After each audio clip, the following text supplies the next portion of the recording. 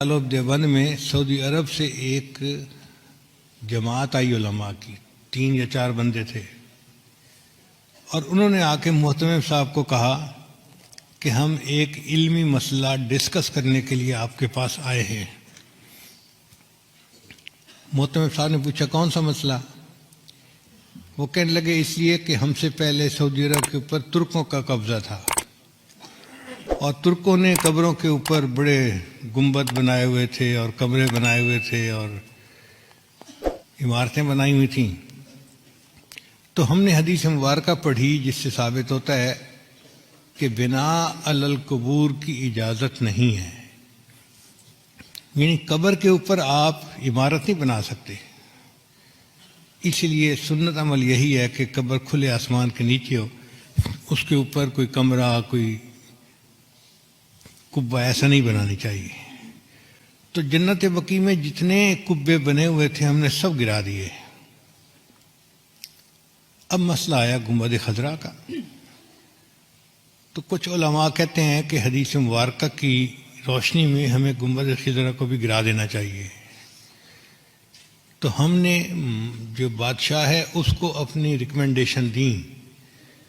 بادشاہ نے کہا کہ نہیں، یہ امت مسلمہ کا مسئلہ ہے، پہلے تم مختلف ملکوں میں جا کے علماء کو اپنے کانفیڈنس میں لو، اگر سب متفق ہیں تب قدم اٹھائیں گے، ورنہ نہیں اٹھاتے۔ تو ہم علماء کی جماعت آپ سے بحث کرنے کے لیے آئے ہیں کہ کیا یہ حدیث مبارکہ صحیح ہے، اور اگر صحیح ہے تو اس پر عمل کرنا پڑے گا۔ محتمم صاحب نے کہا کہ جی مجھے آپ 3 دن کا وقت دیں، میں سب علماء کو اطلاع دوں تاکہ وہ یہاں آ جائیں، اور پھر ہم اس بارے میں اپنا موقف آپ کے سامنے ظاہر کریں۔ ان کا ٹھیک ہے، ہم 3 دن دارالعلوم میں مہمان بن کے رہتے ہیں۔ محتمم صاحب نے بڑے بڑے علماء کو دعوت دے کے بلا لیا۔ وہ فرماتے ہیں کہ دارالعلوم دیوبند میں وہ دیکھنے والا وقت تھا، بڑے بڑے سب علماء، جید علماء ایک جگہ پر جمع تھے، جبال العلم سب ایک جگہ اکٹھے تھے۔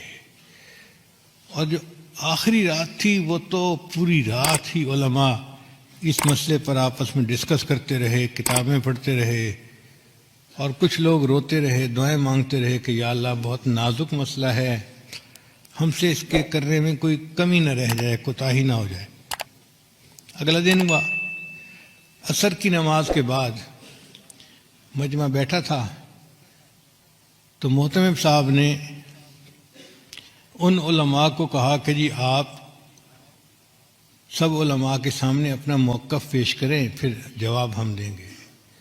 تو ان کے جو امیر تھے وہ کھڑے ہوئے اور انہوں نے بیان کیا کہ بخاری شریف کی یہ حدیث ہے، اور اس سے ثابت ہوتا ہے کہ بناء علی القبور کی اجازت نہیں ہے۔ تو ہم نے جنت بقیع کے اندر تو قبروں پر جتنی عمارتیں تھیں سب گرا دیں۔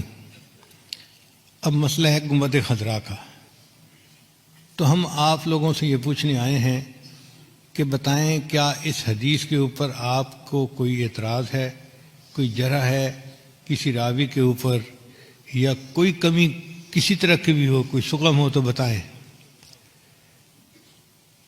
تو جب انہوں نے پوچھا تو تھوڑی دیر کے لیے سارا مجمع خاموش، کہیں کہیں سسکیوں کی آواز آتی، علماء کی آنکھوں سے آنسو جاری تھے، اور وہ رو رہے تھے کہ اللہ ہم سے جواب دینے میں کوئی کوتاہی نہ ہو جائے، اور کوئی جرات نہیں کر رہا تھا اس کے جواب دینے کی۔ اتنے میں حضرت اقدس تھانوی رحمۃ اللہ علیہ کھڑے ہوئے، اور حضرت نے فرمایا کھڑے ہو کر، الحمدللہ اللہ نے اس مسئلے میں مجھے شرح صدر عطا فرما دی ہے۔ تو اس نے پوچھا کہ شرح صدر سے کیا مراد ہے؟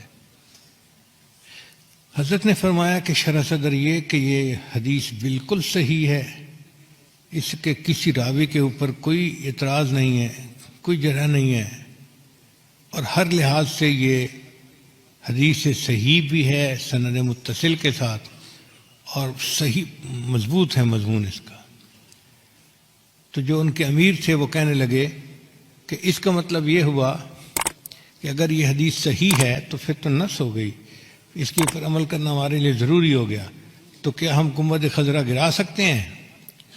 تو حضرت تھانوی نے جواب دیا، یہی تو شرح صدر ہے جو اللہ نے مجھے عطا فرما دیا، حدیث بھی صحیح ہے لیکن آپ گنبد خضرا کو گرا نہیں سکتے۔ اس نے کہا آپ کیسی باتیں کر رہے ہیں، جب حدیث صحیح ہے تو پھر اس گنبد خضرا کو گرانے میں رکاوٹ کیا ہے؟ حضرت نے فرمایا اس کی وجہ یہ کہ حدیث پاک کے مطابق بنا علی القبور کی اجازت نہیں ہے، کہ قبر کے اوپر کوئی عمارت، کوئی کمرہ، کوئی جبہ کبہ بنانے کی اجازت نہیں ہے۔ گنبد خضرا کا معاملہ الگ ہے، یہاں عمارت پہلے تھی، یہ حجرہ عائشہ تھا، اور نبی علیہ السلام کی قبر مبارک بعد میں اس کے اندر بنائی گئی، لہذا اب اس عمارت کو کوئی بندہ گرا نہیں سکتا۔ ایسا جواب تھا کہ وہ لوگ مطمئن ہو گئے۔ گنبد خضرا آج بھی ہے، اور اکابر علماء دیوبند کی عشق نبی کی دلیل دے رہا ہے۔